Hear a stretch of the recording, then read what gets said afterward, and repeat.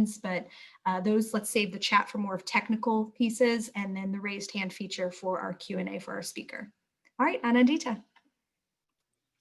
Okay, hi everyone. Welcome to our education policy seminar today. I am Anandita Krishnamachari, a fifth-year doctoral student in the Research Statistics and Evaluation Department here at the School of Education and Human Development. This talk is part of the Education Policy Works seminar series, which is sponsored by the Pankard Fund for Political Economy. Each semester at Policy Works hosts a number of these talks from external and sometimes internal speakers on a host of education policy and research-related topics. For more information on Ed Policy Works or the next seminar, please visit our website. Having said that, today we're delighted to welcome Dr. Desmond Ang, who is an applied economist and assistant professor at Harvard's Kennedy School of Government. Dr. Ang's research examines the educational and political ramifications of acts of police violence and the effects of federal election oversight on minority turnout and political polarization. His talk today documents the impacts of officer-involved killings on the educational and psychological well-being of high school students in LA. Dr. Ang will be talking for approximately an hour. And as Shannon mentioned, we'll have about 15 minutes for an open Q&A session. Please note that any additional questions after 1:15 can be addressed via email, since we have other meetings beginning at this time. So having said that, welcome, Dr. Ang. We're so happy to have you here, and take it away. Thank you so much for having me, everyone. I grew up in Virginia, and my brother went to UVA, and so this is the first time back, even virtually, since going to his graduation. But it's a fun experience, and it's a great school. So today, I'll be talking about the effects of police violence on inner city students. As Shannon mentioned, please feel free to jump in those comments or questions throughout. I'm used to presenting in front of economists, so I get pretty nervous when I have to speak for a couple minutes straight. All right, so just as some motivation to the topic, and obviously, current events I think are probably motivation enough. But this is a quote from the New York Times back in the 1850s about a police killing of a known criminal named Hollis.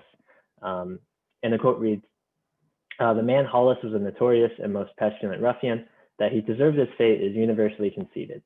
Yet nothing could more forcibly illustrate the degradation into which local government has fallen. It's bad enough to have a gang of lawless and uncontrollable scoundrels among us, but it's much worse to have their lawlessness imitated by the men whose special duty it is to enforce the law." And I think this quote continues to highlight sort of the inherent tension that we have around acts of police violence. On the one hand, use of force is a really well-established part of the American law enforcement system. Obviously, fatal shootings is something that's been in the news recently. These events are not as rare as you might think. US police officers kill about 1,000 people each year in the United States. Obviously, this doesn't count for all sorts of lower levels of uses of force as this as well. If you think of this from sort of a standard economics model of thinking about crime and economics from Becker, you could imagine that these instances are, they have positive spillovers on public safety, on crime, et cetera, by demonstrating the potential high cost of committing crime. On the other hand, there's a lot of reason to believe that there might be collateral damage to these acts of police violence.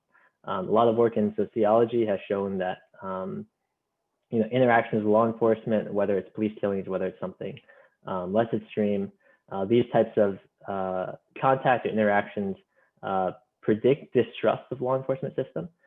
This is specifically true among minority communities. And in general, police are one of the most visible forms of government. Trust in police is going to be strongly associated with trust in systems or government as a whole. And so you can imagine in this way that police violence might have negative spillovers on things like institutional trust, on things like system engagement. That being said, there's very little work quantifying the social impact of police killings or police violence more generally on local communities.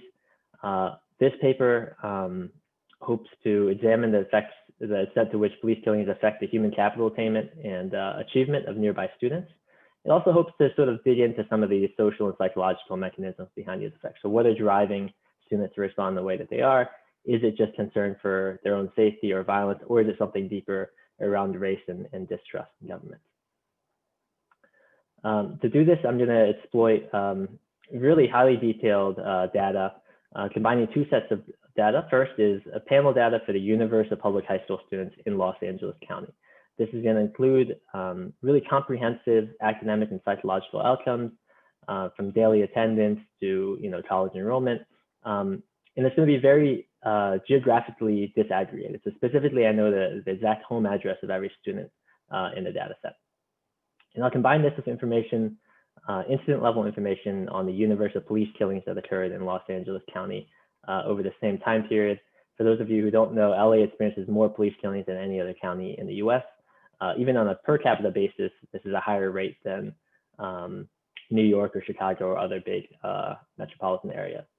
So we'll have information for over 600 police killings over this 15-year period from 2002 to 2016. And just broadly, what I'll be doing is essentially a very flexible difference in differences design, where we're going to compare changes over time in academic achievement and attendance and psychological well-being among students that live really close to a police killing relative to those that live further away. And I'll talk more about this later on why we think that this geographic proximity might be a very good, might be an important source of treatment variation or exposure variation. Okay. Just to give you a preview of the results, I find that there's really large negative spillovers of police violence on local students.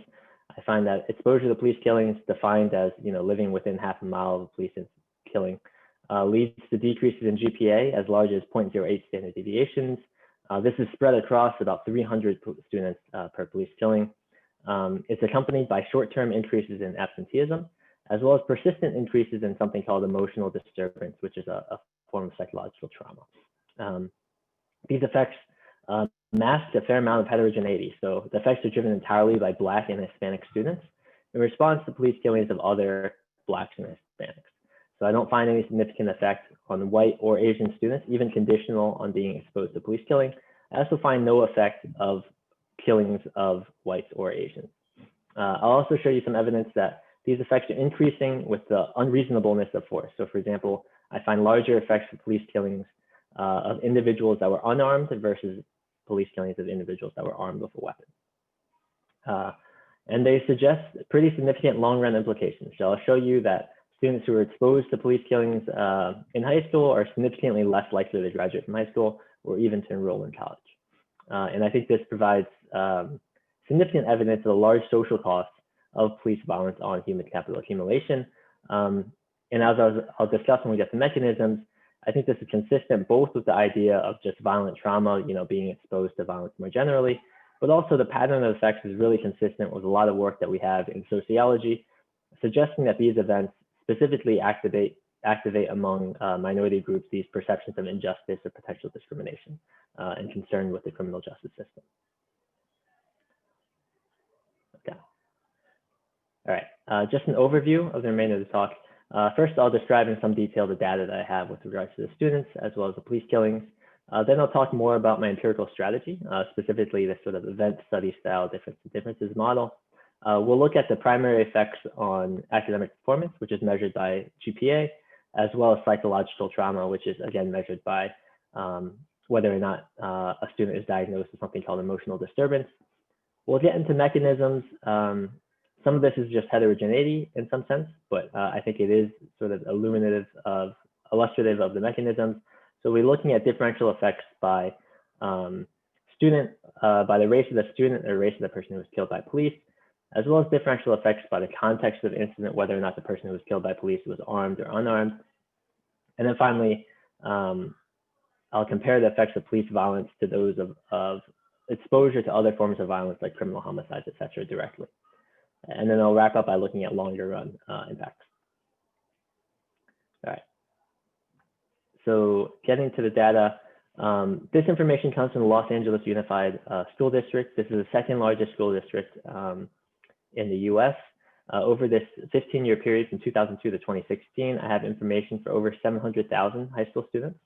For each student, I have very detailed information on their demographic background. This includes their race, this includes their parental income, i.e. whether or not they qualify for free or subsidized lunch, as well as, very crucially, their exact home address. So where do these students live?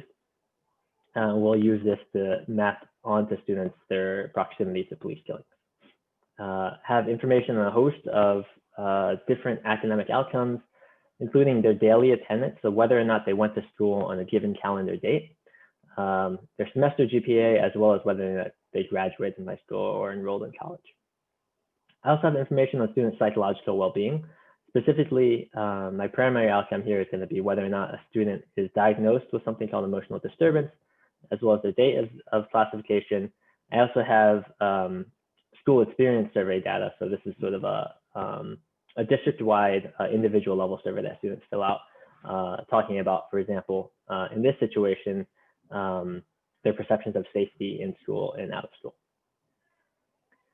Okay, so using this home address information, I'm going to merge this information on student performance geographically with the location of officer-involved killings. So again, over this 15-year period, LA experienced over 600 police killings.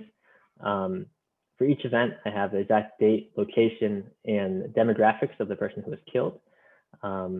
As you'll see here, relative to county population shares, this is not surprising, this is true nationwide as well. Minorities, specifically Blacks and Hispanics, are significantly more likely to be killed by police than whites or Asians. Professor Ang, if it's okay, we have a couple questions. I think Beth Schuler was first. Oh, thanks, Shannon. And thanks, Desmond, for being here. I was curious if you could talk a little bit about some of the behind the scenes of sort of data access in the LA context, especially because, you know, I think because the project is kind of obviously indirectly very relevant for educators in LA, but not, you know, directly kind of evaluating an educational program or policy. I could see that making data access harder or easier, you know, for different reasons. So curious if you could talk a little bit about that. Yeah, that's a great question. And so I was really fortunate. I actually applied for this data through like LA's, you know, normal RFP process. And I think I framed it as sort of like, this is a phenomenon that happens a lot. It happens a lot in LA, as well as sort of violence more generally happens a lot. And I'll show you, I also examined that in this paper. And the way I pitched it was, you know, they hadn't given out home addresses before, as far as I know. Is that, you know, we expect these effects to be, you know, really hyper local, right? And so like, if we have any level of geographic aggregation, if you're looking at the school level, if you're looking at the zip code level or something like that, we're really going to be missing the bulk of these effects, especially if you think that students who live closest to these incidents are going to be the most impacted on that front. And so I think my read of the situation was that the head of the psychological services at LA was very much interested in terms of thinking of, okay, who are students that are affected by these events, and even just as a way of sort of triaging, like who they should be, you know, thinking about and who they should be worried about, et cetera. And I was, again, super fortunate that, you know, they found this compelling, you know, as you said, Beth, like I didn't go in saying like, I'm trying to evaluate a specific thing. In some ways, this is a little bit in normal realms, like this is sort of outside the scope of what a school is in charge of, right? Like they're not in charge of whether there's violence in the neighborhood, but by identifying these effects, maybe they can do something about it if they have the resources. Wonderful. And then if Beth, if that answered your question completely, then I know it looks like it did. We have another question from Todd Hall. Yes. So again, thank you for presenting. I was curious about the data on the killings, and you mentioned that you had the date and the exact location. I was wondering if you also had the timestamp or a time for actual, like when the shooting actually occurred. And I'm wondering if that is something that you have looked at or thought about in terms of exposure. Like I'm thinking of whether a shooting happened, for example, during school hours or versus the summer or the weekend, or a time when the student might actually witness the shooting or kind of hear the gunshots or something like that. Yeah, that's a great question, Todd. So I do have that information. For what I've seen, at least for the GPA results, I don't really see big differences based on whether or not the killing happened on a weekend or weekday or during you know, the morning or during the night. And I think some of that is, I think you raised a great point in terms of thinking about mechanisms. Is it that you actually saw it, or is it that you heard about it? What are sort of the mediating channels here? I think it's a little bit difficult to think about these things over a longer time period, like over, when we're looking over semesters at GPA, or we're looking over whether a student dropped out, just because you can imagine that this information sort of trickles out. It sort of becomes more diffuse with time. But to your point, yeah, that's a great point. I don't see significant differences based on sort of time of day in which these events occur. Okay, it looks like we have one final question for now. Alex Pickney, we'd like to hear from you.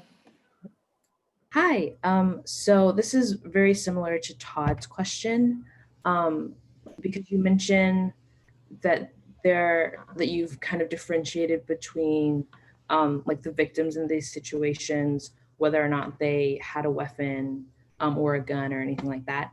Do you see any distinctions on how the police have killed somebody? So whether it be by shooting, but there are other ways to kill somebody too. And I didn't know if that mattered at all. Like we talk about excessive force, but there's different levels. So I don't know if you saw any differentiations in that way.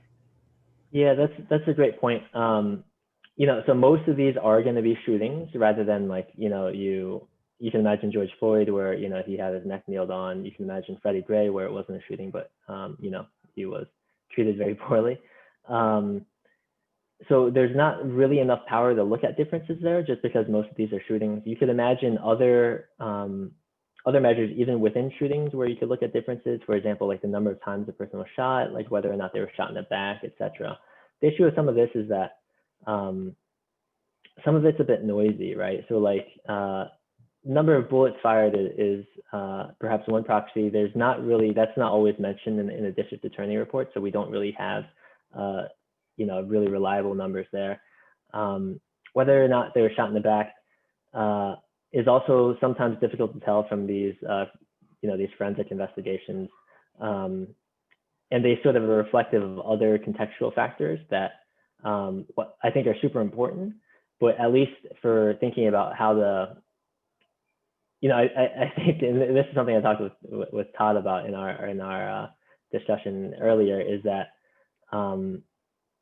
selling this topic, at least academically in journals, was already a little bit of a stretch, I thought. I'm really fortunate this paper is not forthcoming, but there are certain things that are perhaps more obviously proxies for what we think of as being unreasonable versus reasonable, et cetera.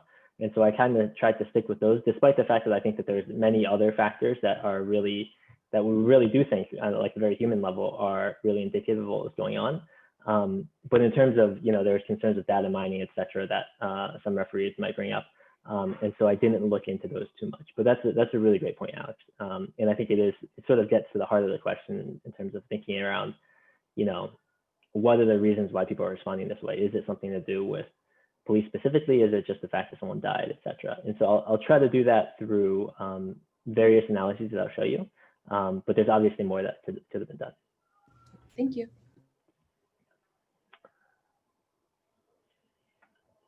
All right. Okay, so getting back to this data. So here's the officer-involved killing data. Again, it's 600 killings. So what I did was I checked to see whether these incidents were mentioned in any of 6 local newspapers, including the LA Times, by searching for the name of the victim in these newspapers.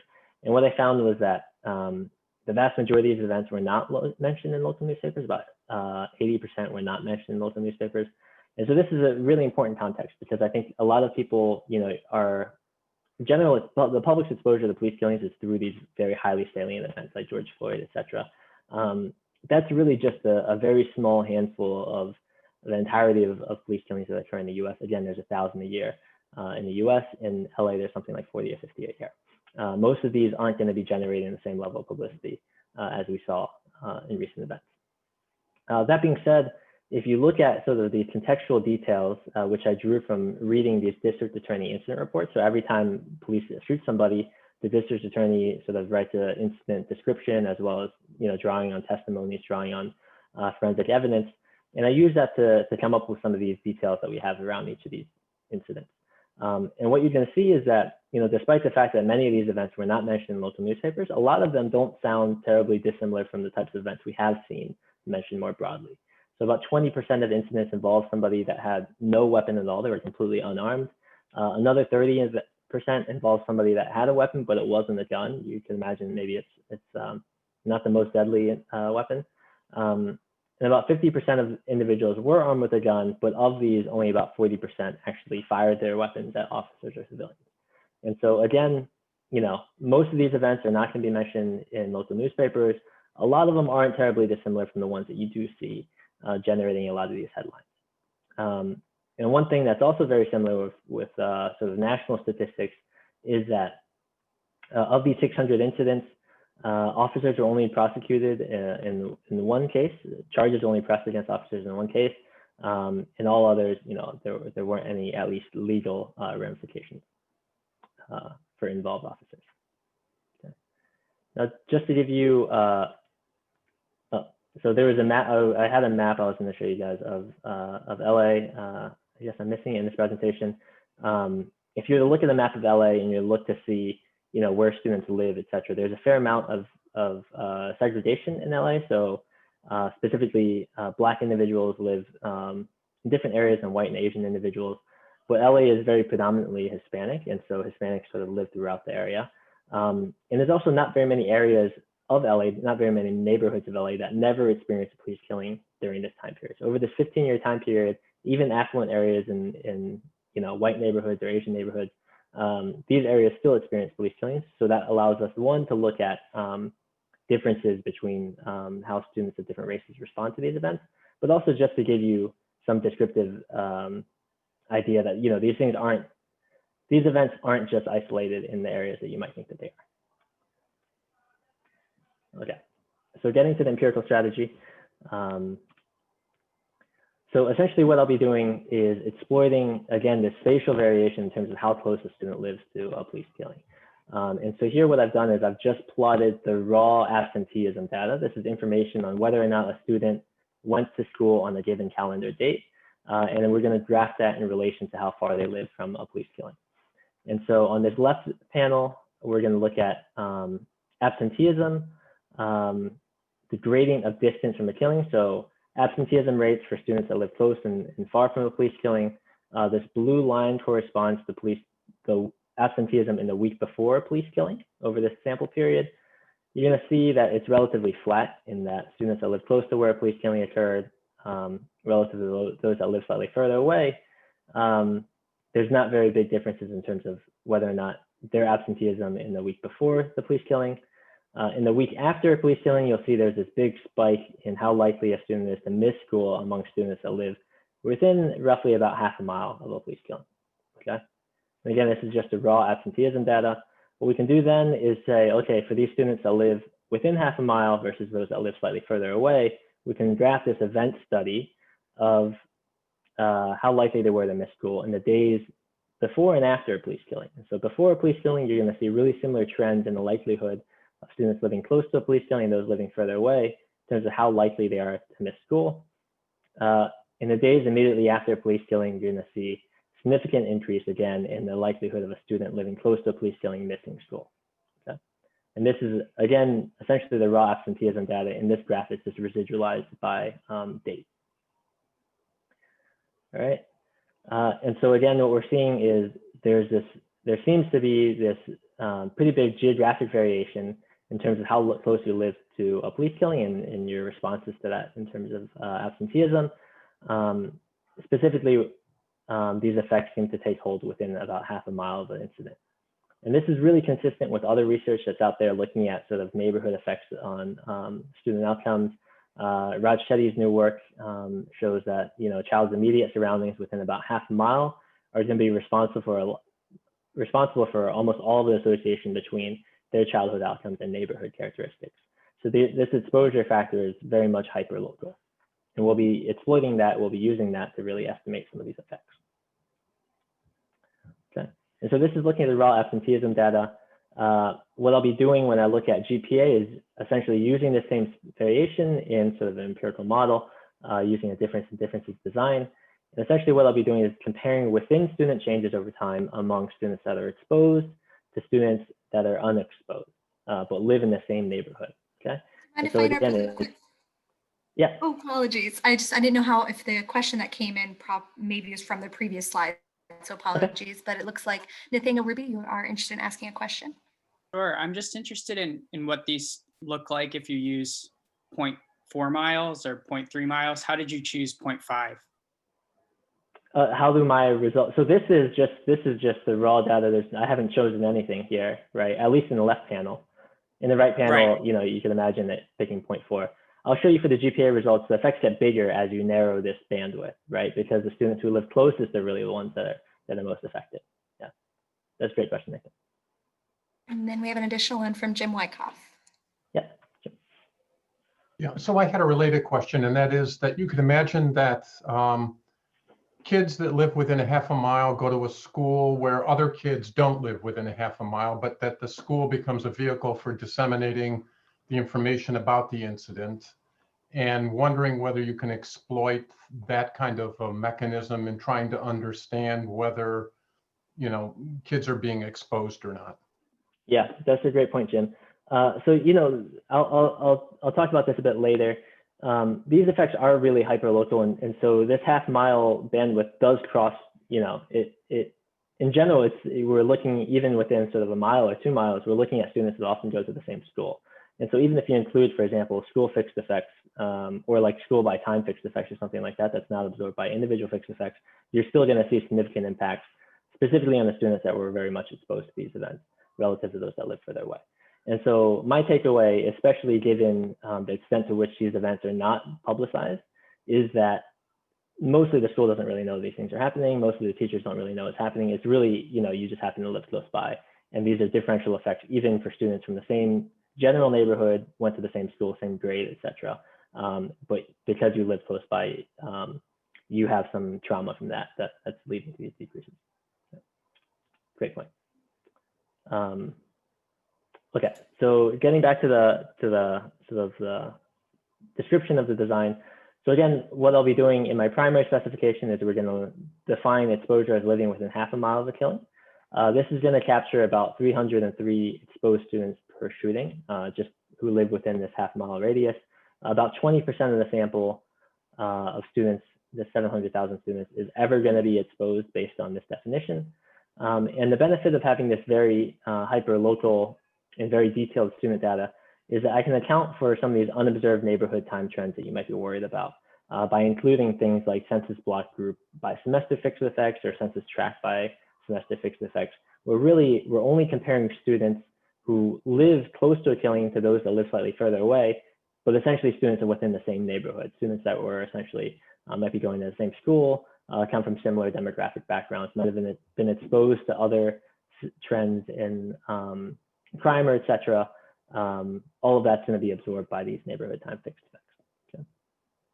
And so I won't get into this here, but we can look, you know, what you're worried about in difference design is differential shocks or differential trends in other local, you know, other local factors like local crime or policing activity that you're worried would be correlated with exposure to police killing. I can show you at the census block level that that's not happening. You could also be concerned about selective migration, that students are sort of moving between different schools or transferring between different districts as a result of police killings. There's little evidence that's going on either. So for my primary specification, I'll be using, again, an event study style difference in differences design. So as our outcome, we'll have, for example, semester GPA for student at a given semester. We'll include individual fixed effects, so you're only comparing a student to themselves, pre-post. We'll include these neighborhood time fixed effects, where a neighborhood is defined as the census block group. These are very small census geographies. They measure about 1 square mile in area. So we're really only comparing this hyper-local variation for students in the same census block group.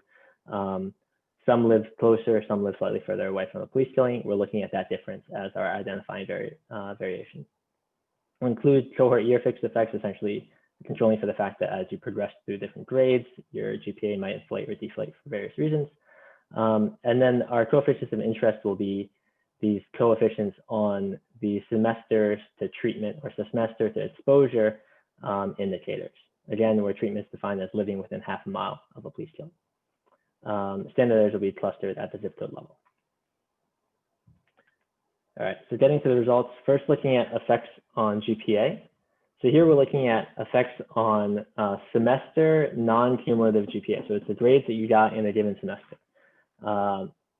This red line denotes the timing of the shooting or the police killing. Left of this are, semesters prior to when the police killing occurred. We're not finding any differential change between treatment and control groups with regards to GPA in the semesters leading up to a police killing. After the police killing occurs, you're going to see this large, significant dip in GPA for students that live within half a mile of the incident, okay, relative to those that live slightly further away. Okay. So these effects are as large as about 0.08 points, which is about 0.08 standard deviations. And if you were to sort of integrate this and predict out the long run effects, it would predict about a 1.5 percentage point reduction in high school graduation. But I'll show you again later, I'll test this directly. Okay. These effects are going to be robust to a number of different specifications. You can control for neighborhood at different levels. You can include controls for exposure to other types of crime or homicides as well. That's not going to change the effects. We can exclude attriters. You can look at we can look at differential effects across grade. The grade of the student and the police killing occurred, you're going to see similar negative effects across grades. A couple secondary findings. So you saw before that this decrease in GPA is going to be accompanied by short-term increase in absenteeism. These effects, to Nathaniel's point, they increase with proximity. This is not the graph I want to show you, but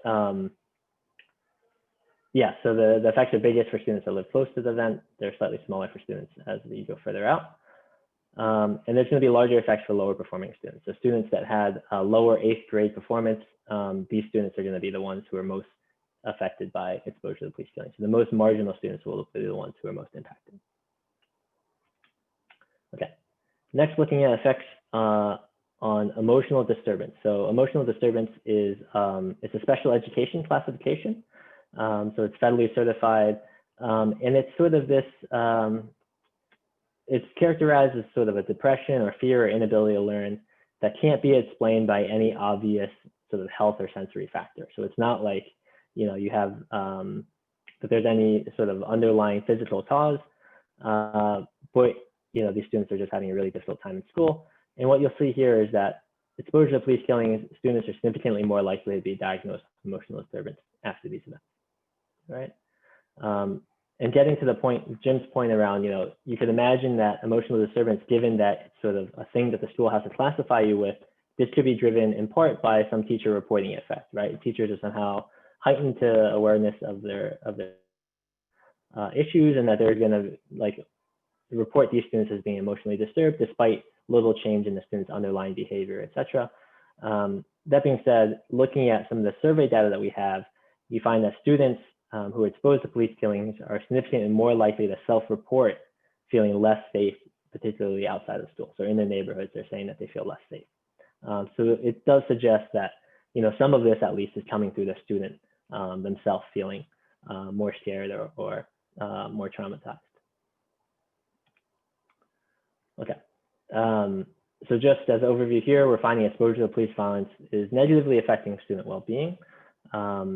These academic achievement effects, again, predict about a 1.5 percentage point reduction in high school graduation. We're also finding these large effects on students' mental health. And again, emotional disturbance is like this very extreme classification. We don't have data. We don't have a lot of data on, more subtle changes in students' psychological well-being. But we do know that emotional disturbance is going to be associated with a host of really negative things for a student: feelings of worthlessness, reduced self-determination, issues concentrating, etc. And we also know students with emotional disturbance are going to be much more likely to drop out of high school, even relative to students of other forms of disabilities or special education classification. All right. So think about mechanisms. Sorry, a quick question, if you don't mind, from Tekka. Yes.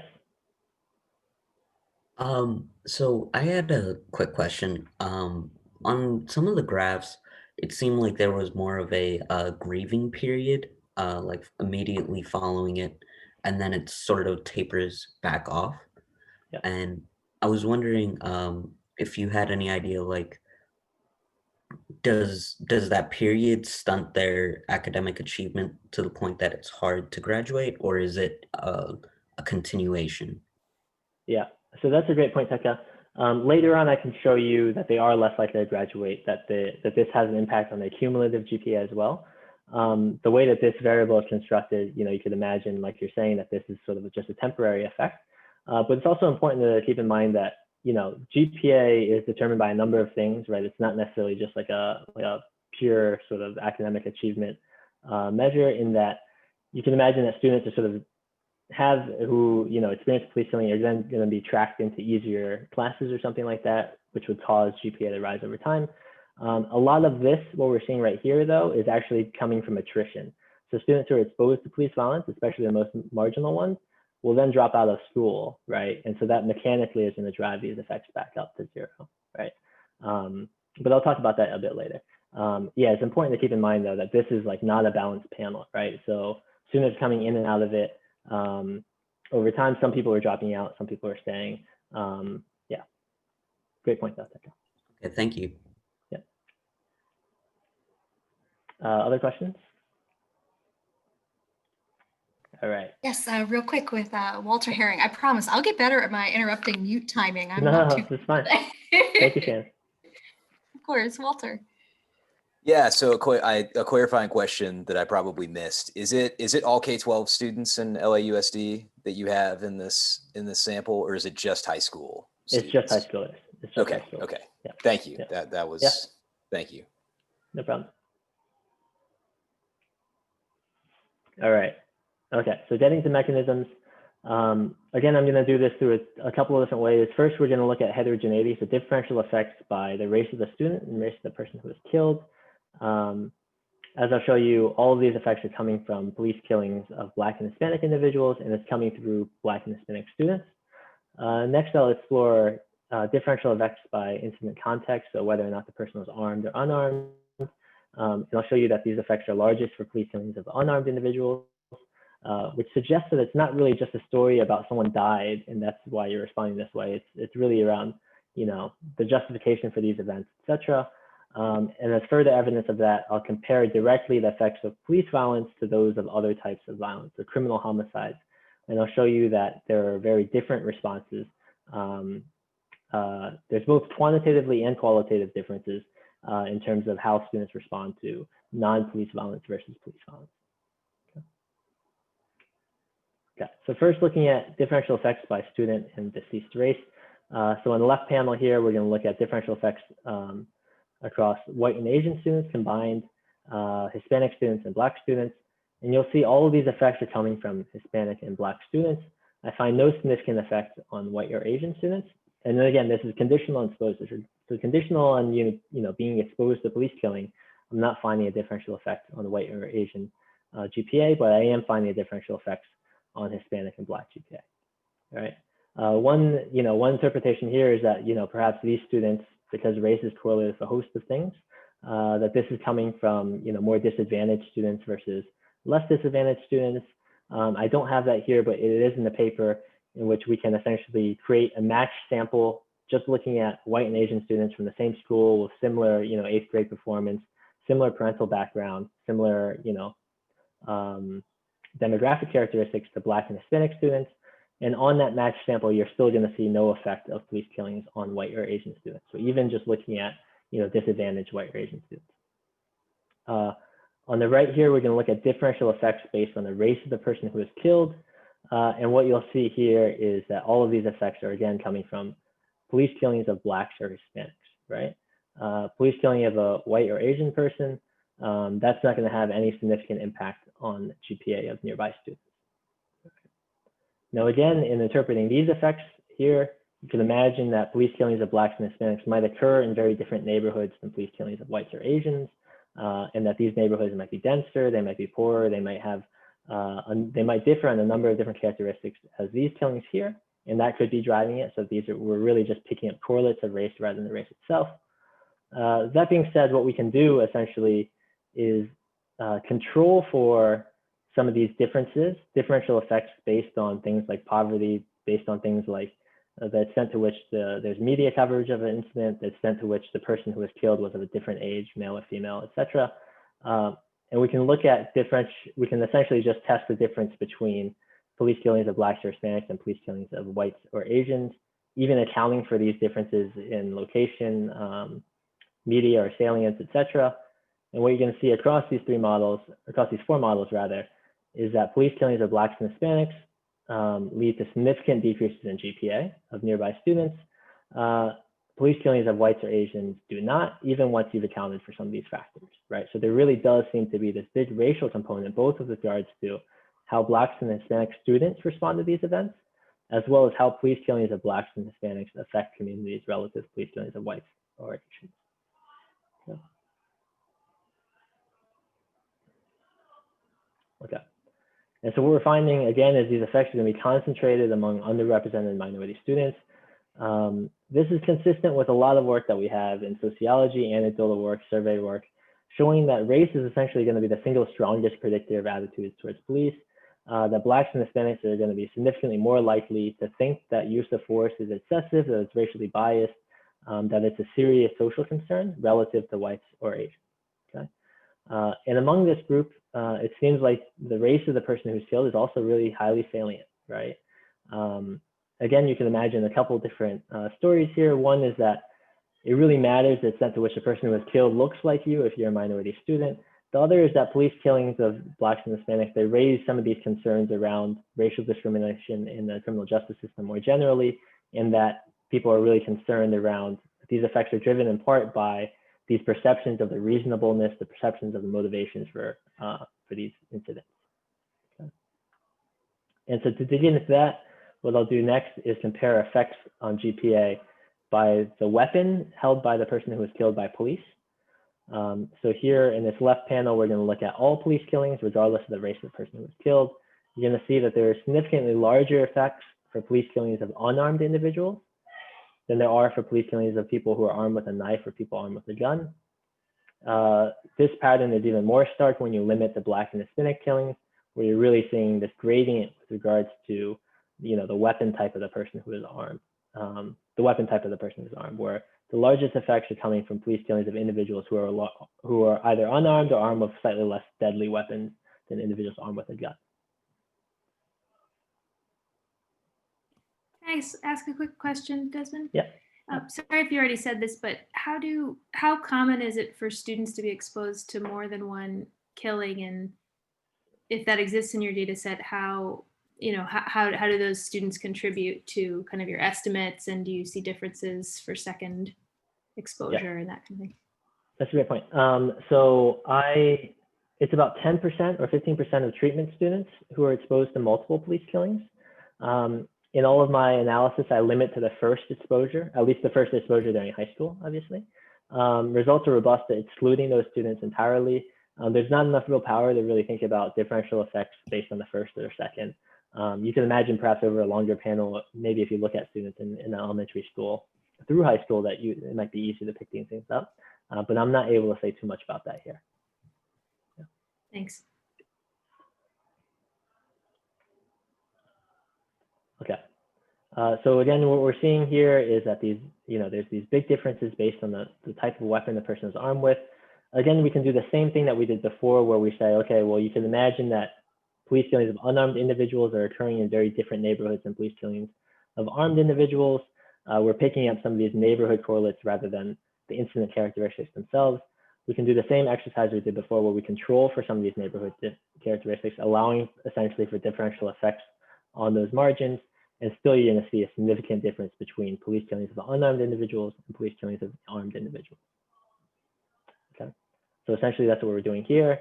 Here's column one, what you just saw for the entire sample. Column two, we're going to allow, again, for differential effects based on poverty level in the neighborhood, density in the neighborhood, of where the event occurred, whether or not the incident was mentioned in the media, as well as the age of the person who was killed. Again, you'll see even controlling for things like you might think that police killings of unarmed individuals are more likely to be mentioned in the media. Even controlling for something like that, you're still going to see large differences between police killings of unarmed individuals and police killings of armed individuals.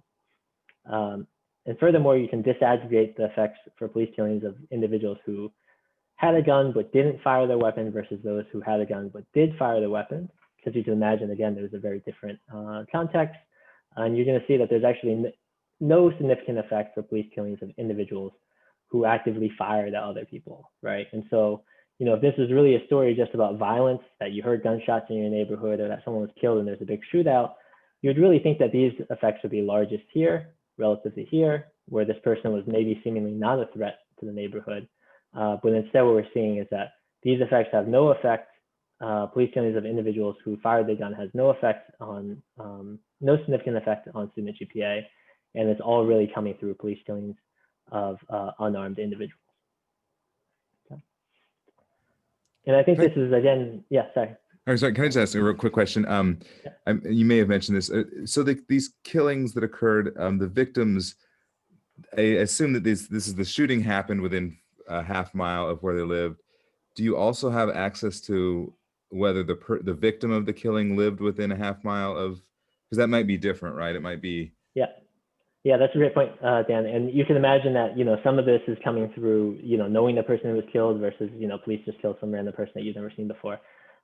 So we don't specifically have victim home address, but from the district attorney reports, they oftentimes mention if the killing occurred like inside the person's home or inside their family's home, etc. And so looking at that differential effect, you don't actually see any differential effects between police killings of somebody, you know, who was killed like at or right outside their home versus police killings that just occurred, you know, and the person didn't necessarily live there. So I think it does speak to this idea that it's not really just like the immediate relatives of the person who was killed that's driving these effects. It's more about, you know, you see this event happen or you learn about this event happening and you sort of update your own priors around the extent to which, you know, the criminal justice system might view you, or you might just be traumatized by these events, etc., rather than some direct sort of like family effect. Great, thank you. Yeah, no, great question, Dan. Thank you.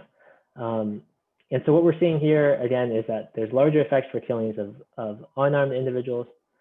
Oh, sorry, Dan, I should mention that's also included here when I talk about some of these salience controls. So I'm including both whether or not the incident was mentioned in the media, but as well as whether or not the person who was killed like in their residence.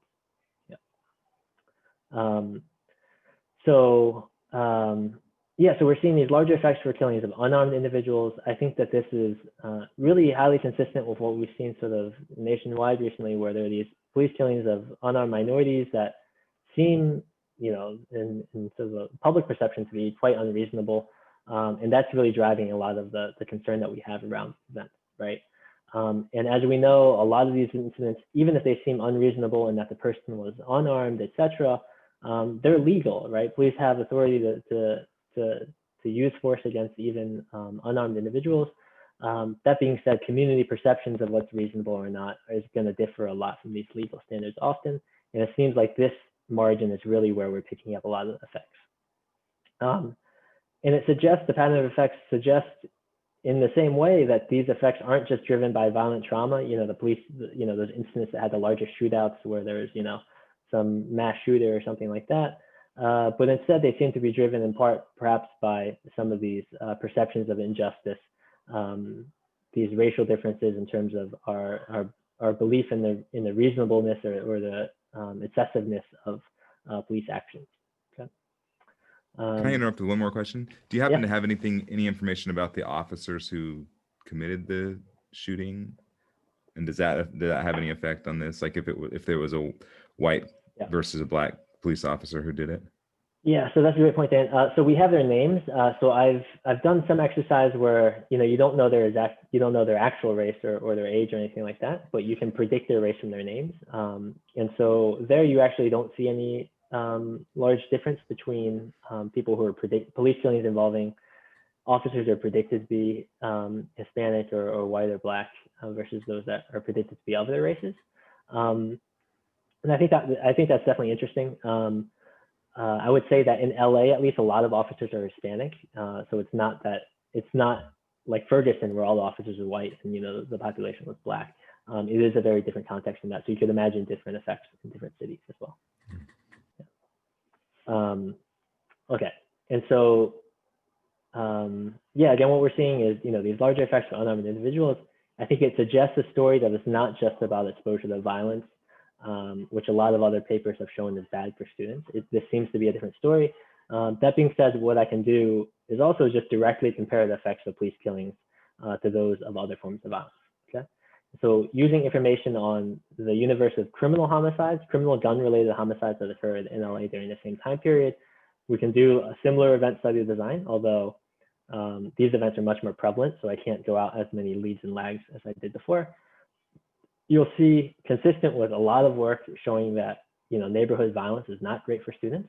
You'll see that exposure to a criminal homicide, again, living within half a mile of a criminal homicide, has a significant decrease, leads to significant decreases in students' GPA. But this effect is only about half as large as those for police killings, right? So we're seeing larger, quantitatively larger marginal effects for exposure to police killings than for exposure to some other type of killing. Furthermore, there are really different effects based on the race of the person who is killed, okay? So here I'm just collapsing this. I'm saying, were you exposed to a police killing or criminal homicide in this semester or the previous semester? And what you saw before is that, if you're exposed to a police killing of a Black or Hispanic person, that has really negative impacts on your GPA. If you're exposed to a police killing of a white or Asian person, it has no effect on your GPA. But if you look at non-police killings, again, these criminal homicides, if they involve a Black or Hispanic person, or if they involve the death of a white or Asian person, you're going to see really similar effects on student GPA, right? And so I think this gets to this idea that there's like this violence story, right? There's some violence nearby. You're going to respond similarly, regardless of whether or not the person was of your race or of a different race. Whereas for police killings, the marginal effect specifically for Black and Hispanic individuals, or police killings of Blacks or Hispanics, is really, really large. Students aren't really updating based on police killings of whites or Asians, okay? So quantitatively, we're seeing that these magnitudes are bigger for police killings, at least at the margins. Qualitatively, we're seeing these big racial differences with regards to the race of the person who was killed, where it really matters the race of the person who was killed if police committed the homicide, whereas it doesn't matter so much, at least on average, the race of the person killed if it was just committed by some random criminal homicide. Okay. And so again, there's a lot of reason to believe that exposure to violence, exposure to crime is not great for students, right? And this is driving some of the correlates of income that we see between racial disparities, et cetera. And this is consistent with a lot of work, both in quantitative sociology and in economics, showing that exposure to crime, exposure to homicides, et cetera, is bad for students. That being said, it's not just this exposure to violence that's explaining our police killings effects. There seem to be really important qualitative differences in terms of how students respond to police killings that is just very different from non-police killings. Okay. And I think this gets back to that quote that we had in the beginning, which is that it's much worse when violence is committed by those whose special duty is to enforce the law, precisely because it might activate some of these concerns around perceptions of injustice, perceptions of institutional trust, perceptions of discrimination, et cetera, specifically among sort of underrepresented groups like Blacks and Hispanics. Okay.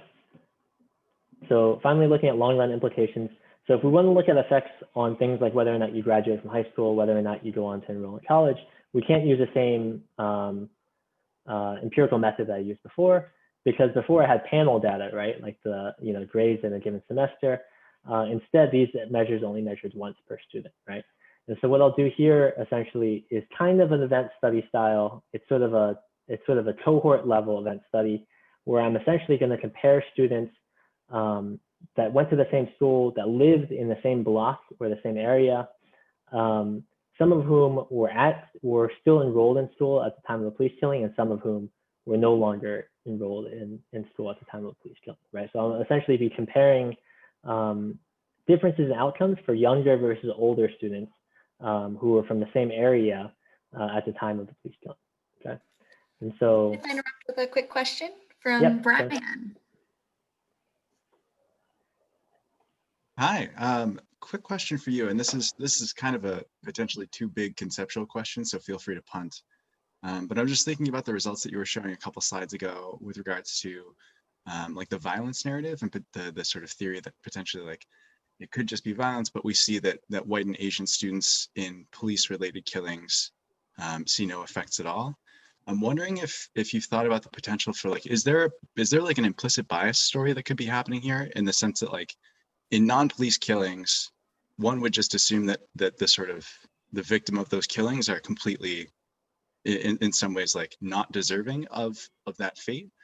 Whereas like one could imagine that if you have like greater faith in the police and or more negative implicit associations with Black and Hispanic individuals, that perhaps you might be of the mindset that like, oh, like it's probably deserved in some way, shape, or form, and not really interrogate that association. I'm wondering if that's a theory that you've thought of, and if there's any way that you've imagined that you might be able to get at some of those dynamics.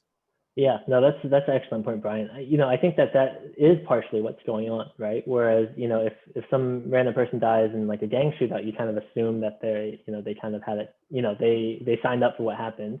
Whereas police killings, especially police killings of minorities, if you have the prior that there is some racial bias and that a lot of these events are unjustified, when these things happen, then you really think, oh, that could happen to me, despite the fact that I haven't, I'm not a part of the gang, like I haven't signed up for any of this. It's sort of just like a random traumatic thing that could happen. I think it's a really difficult thing to disentangle, as you mentioned, using administrative data in this way, right? Because we don't really know the motivations behind these students and how these killings affect, their beliefs about the system or their belief about just sort of like dying randomly, etc. But I think that is potentially part of it. I would say that is sort of a little bit of a story about injustice or institutional trust in the same way, though, right? Like if we think that police killings of Blacks and Hispanics are leading people to think that, oh, well, the police would kill me sort of just randomly, willy-nilly, that is sort of a similar story. And the fact that it's sort of picking up some of these racial correlates, I think, would suggest that it might lead to similar dynamics as well. But yeah, no, I think that there's certainly more work that we need to do in terms of thinking around, is this something around the government, or is it something around, if lightning struck some random person that I knew, would I respond differently? And so there are, as a counterpoint to that, though, I have, you can imagine other outcomes, these differences would be more or less salient, and they might lead to sort of qualitatively different results. So I have new work looking at voter turnout, and you're going to see that a lot of this is coming through increased voter turnout, which suggests that people are really internalizing that this is a government thing, and that police killings are leading people to really question the efficacy of government or the role of government, rather than just like victimization more generally. Thank you. Yeah, it's a great question. And again, I would love to dig into it. I think it is difficult, especially in settings where we're really solely relying on administrative data rather than something like surveys or something like that. Okay, so getting in long run effects. So again, what we'll identify is essentially we're going to look at whether or not a student graduates or enrolls in college. And what we'll do is we'll compare them. We're going to control for their neighborhood. We're going to control for their cohort. We're going to control for the school they went to. And we're really only just going to be looking at differences between students that went to the same neighborhood, lived in similar areas, some of whom were still in school at the time the killing happened, some of whom had already finished school. So that provides some type of placebo effect, sort of like a pre-treatment group. Okay. So here I'll look at 3 different outcomes: cumulative GPA, high school completion, and college enrollment. The way to read these charts is that expected grade at the time of treatment. So students who are in expected grade, like if you're in expected grade 13, that means that we kind of expect that you have already finished high school by the time the police killing occurred.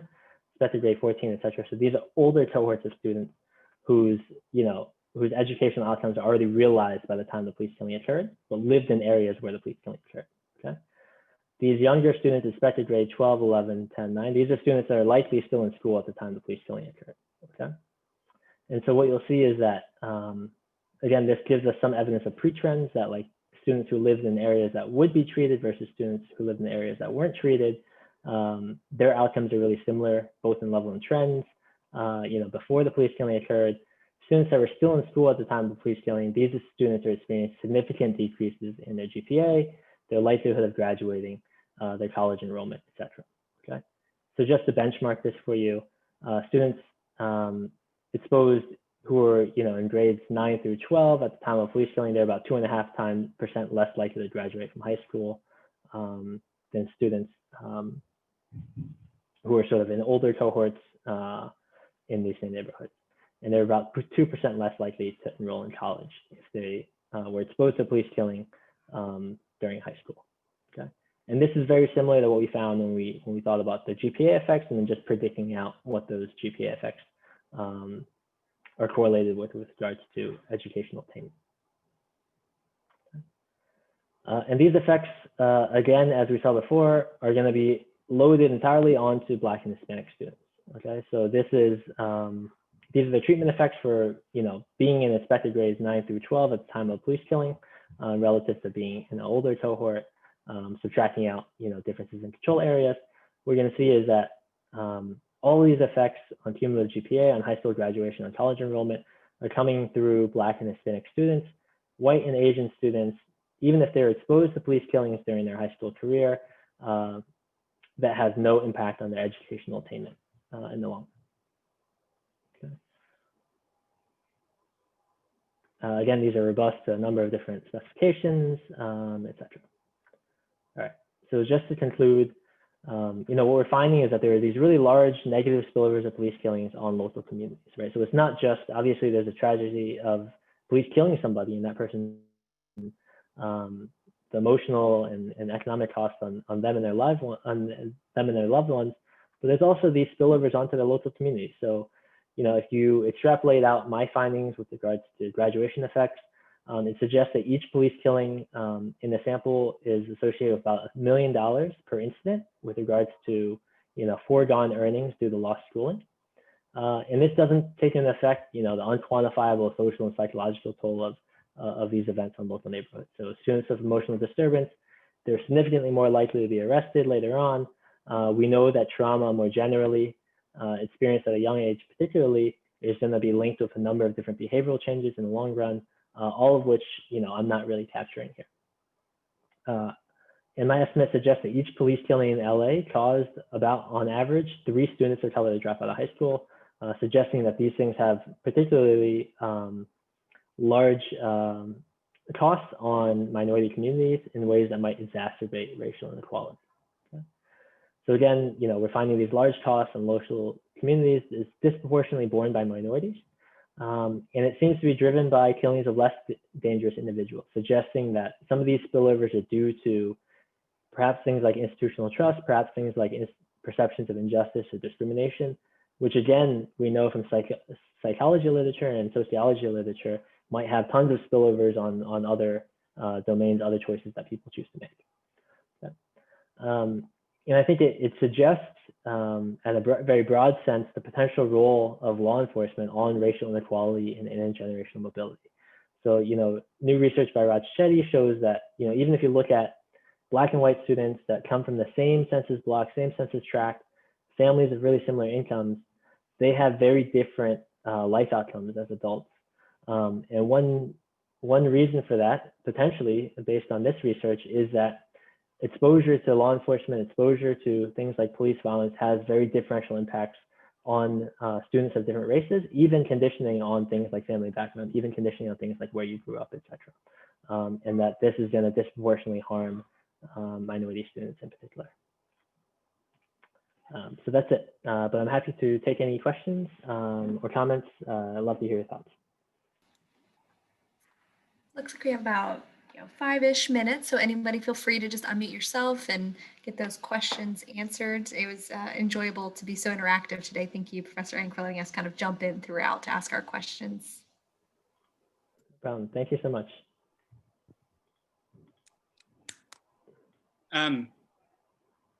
You showed different differentials by race, but are there also differentials by sex? Yeah, so most of the police killings, I guess you can imagine 2 dimensions. One is the sex of the person who was killed by police.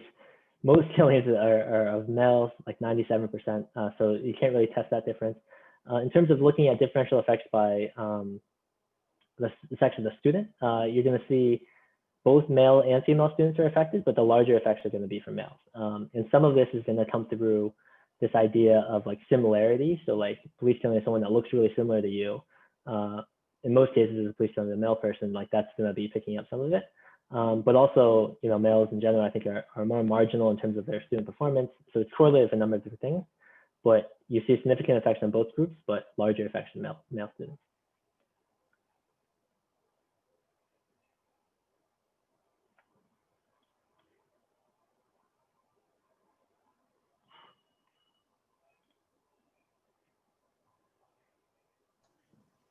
So this is Jim, Desmond.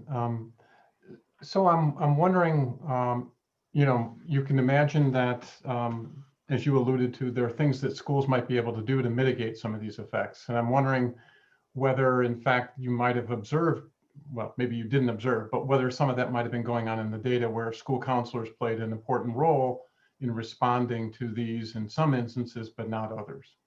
Yeah. So that's a great point. It's obviously a difficult thing to observe because of just the administrative data that we have.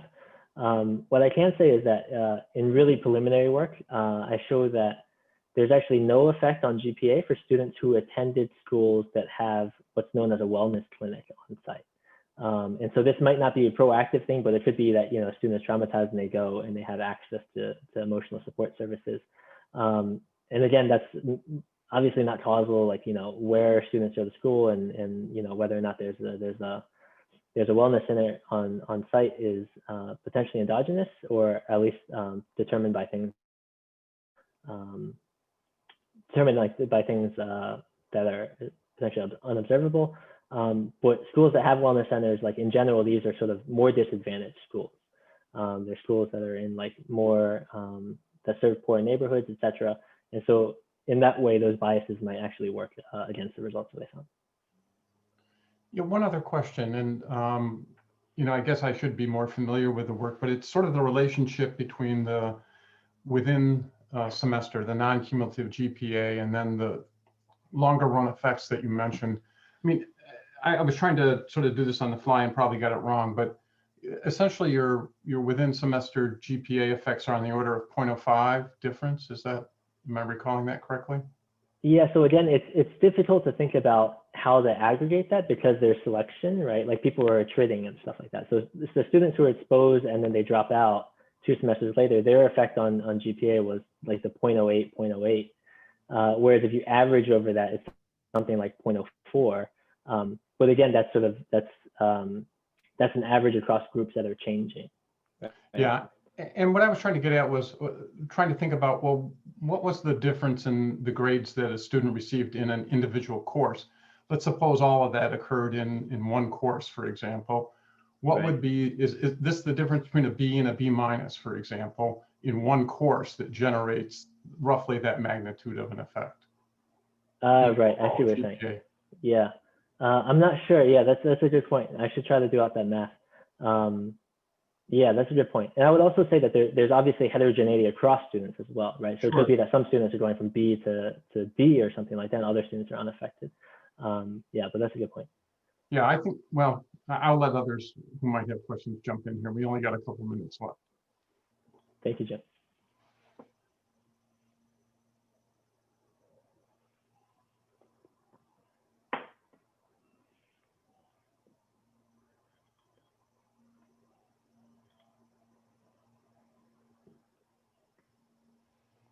Maybe we've exhausted questions.